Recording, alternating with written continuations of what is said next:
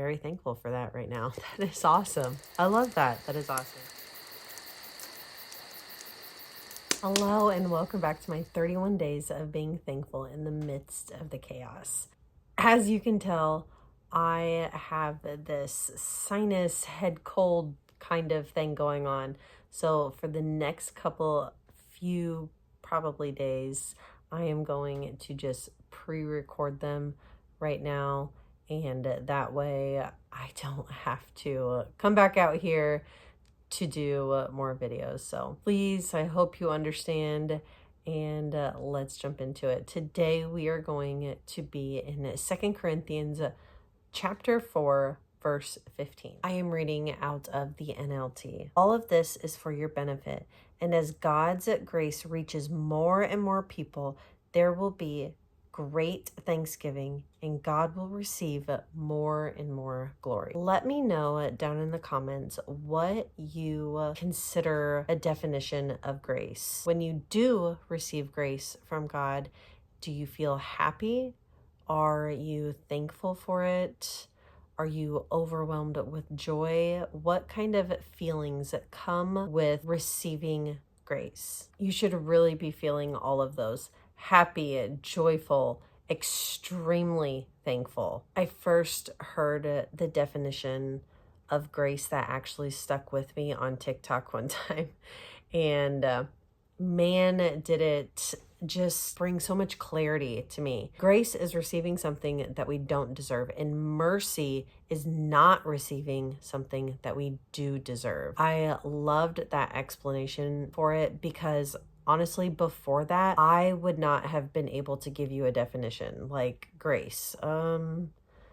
Being kind to somebody you shouldn't. I mean, I really would not have been able to give you. It's like, to me, it would have been more of a feeling and an expression other than being able to put words to it. When I heard it said like that, and I now hear that said a lot, I can understand it more. If you're here, you probably know that the biggest example of grace that we have is Jesus going to the cross for us. When you think about Jesus dying for you, and that is an overflow of grace from God because we know that we don't deserve it, that right there solely should spark a fire in you to go out and show it to other people, because you've been shown it by the creator of this world. So why is it so hard for us to show it to others that do wrong towards us? I have to think about this myself a lot. When somebody says something or leaves a bad review about the campground, or they do something that just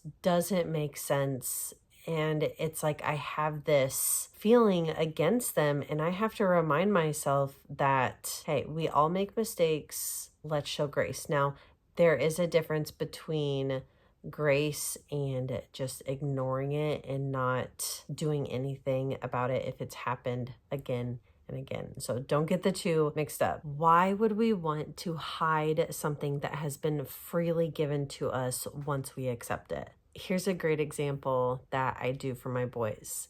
They have consequences for things that they do. If they don't want to listen and just plain out be disobedient, there's consequences for it. Spare the rod, spoil the child, as you know. There can be times when they will do something and I immediately know that I'm not supposed to give them a consequence for it, but I'm just supposed to show them grace in that moment. It's not a super common thing that happens, but I will specifically let them know, Trip, I am showing you grace here. I am giving you mercy. You should get this, but you're not going to, because I want this to be a opportunity for you to learn what grace is, what mercy is, what should have happened, but what is really going to happen. And there is just this whole emotion that runs over me where it's like, man, that is what God says to me every time I go back to sinning, or whenever I think something about somebody that I know I shouldn't, and how he has just shown me grace time